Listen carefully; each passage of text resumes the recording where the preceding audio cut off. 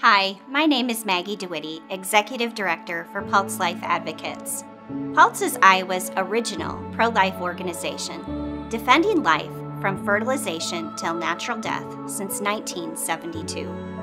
We asked moms and dads, husbands and wives, clergy and laity, and saints and sinners two simple questions. How do you raise pro-life children? Or, how did your parents raise you to become pro-life?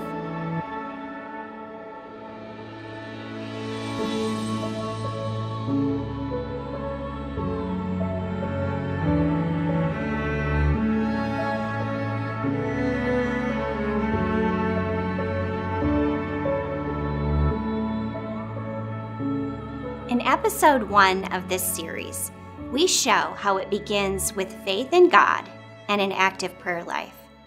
This episode calls on us to be fearless prophets, willing to stand up for the truth. Prophets of doom scare people away from the truth. Follow Christ's example and be fearless in standing up for the family.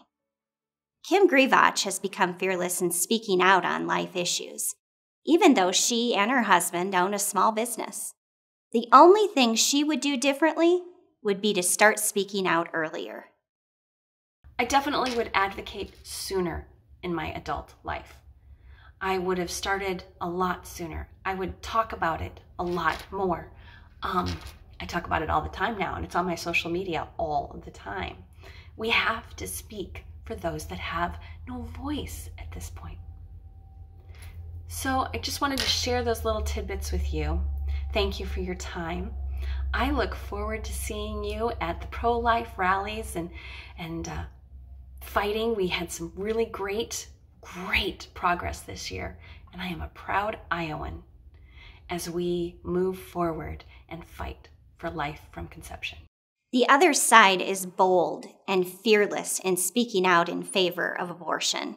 They keep moving the markers from abortion should be safe, legal, and rare just 2 decades ago, to abortion should be unregulated for all 9 months of pregnancy and call it health care.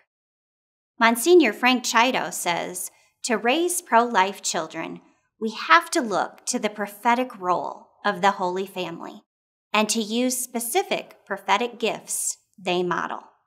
And once again, we stand at a time of global pandemic, moral chaos, family disintegration, wholesale loss of appreciation for the value of human life, from the very womb to the tomb. In all of this, amidst all the darkness and the chaos and the corruption and the disintegration of the fabric of society, stands the Holy Family, Jesus, Mary, and Joseph, the solution, the sole solution for a wounded world. The Holy Family has a prophetic role. The Holy Family, in the person of Mary, calls us to fruitfulness. The Holy Family, in the person of St. Joseph, calls us to faithfulness. The Holy Family, in the person of Jesus, Savior of the world, calls us to fearlessness. All these three, fruitfulness, faithfulness, and fearlessness, are the prophetic gifts that God gives us in order for us to make a difference in the world, to set a fire, a blaze of love and mercy and life and joy and peace in the hearts of the people that we meet. So to raise pro-life children, use the prophetic gifts God gives you. Monsignor Chido says these make a difference in the world. In other words, don't be ashamed of standing up for the unborn. That's the advice from this young couple, Ben and Courtney Roby. Hi, we're Courtney and Ben Roby, and we have a 2-year-old son, Jack. We've been asked to answer the questions what our parents have done to raise us as pro-lifers and what we are doing to raise our children as pro-lifers. So obviously with a 2-year-old, we haven't really had a whole lot of practice in raising our children as pro-life, but kind of what we plan to do and how we were raised ourselves is, we'll get the basic instruction of this is what we believe as Catholics or as Christians, and then also just the common human decency behind being pro-life. But more importantly, the fact that whatever your beliefs are, never be ashamed of them, and don't ever feel like you need to hide the way you believe. I think kind of the big pro-abortion movement is that anybody who's not pro-abortion, who is pro-life, is heavily encouraged to not speak their mind and made to feel like your ideas are not okay and not mainstream. And that's a big problem. And so I think by encouraging your children, and as we were encouraged, to speak your mind, if you are pro-life, don't be afraid to say that. Never be ashamed for the way that you feel and the way that our faith is shaped, the way we view world issues. And I think by doing that, it helps grow the movement, because now all of a sudden, if you speak your mind, then others that are like-minded will start kind of flocking together, and that creates that sense of community that can really make change. The culture tells us to be afraid, especially to fear speaking out on pro-life and pro-family values. Joe Stopulus, host of Man Up on Iowa Catholic Radio, gives us some encouragement. Monsignor's homily, he kept going back to this faithfulness, the fearlessness, and the fruitfulness of Mary. It hit me a lot with the fearlessness of Jesus. How we, and this is really, we might get further into this, we need to be fearless in defending the family. And we need to have the faithfulness to the gospel, but we really need to be fearless in defending the family. And I think that is what, if people are timid, if we're timid, we're not going to be able to do it. And the answer to the problems in facing the church and the world today are holy families. And I can see that in my own life, and I understand that it's not easy, and it's going to take fearlessness to do that. And so that kept resonating with me over and over. And he also talked about this idea of a prophet, sparking an ignition. I think we're all called to be prophets. We're all called to be prophets in our own way, and sparking that ignition in the culture today around the Holy Family. Want to know a simple way to be a fearless pro-life warrior and make an impact on your kids? Take them with you to pray in front of Planned Parenthood on behalf of the unborn. It worked with Beth. When an abortion clinic opened up in our town, he was there praying the rosary, and I was probably in my teens when we went out and we prayed the rosary. So there's instilled in me always that hope and faith and love for life, and that's how my parents made me pro-life.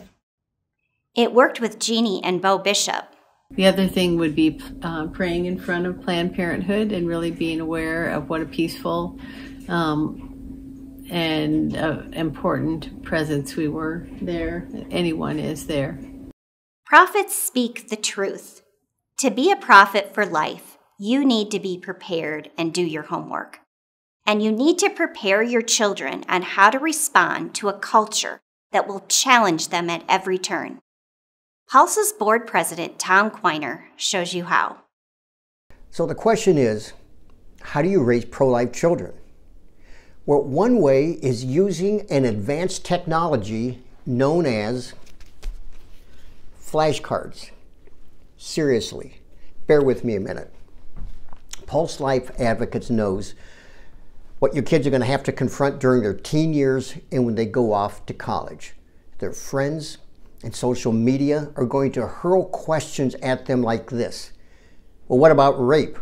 Would you force a woman to bear her rapist son? Or a man can't tell a woman what to do with her body? Or, well, I'm personally against abortion, but I can't impose my religion on someone else. You get the ideas. These are the kind of questions that are going to be hurled at them. And Pulse has come up with flashcards for the top 24 questions that they're going to have to confront. Each card has the question on one side.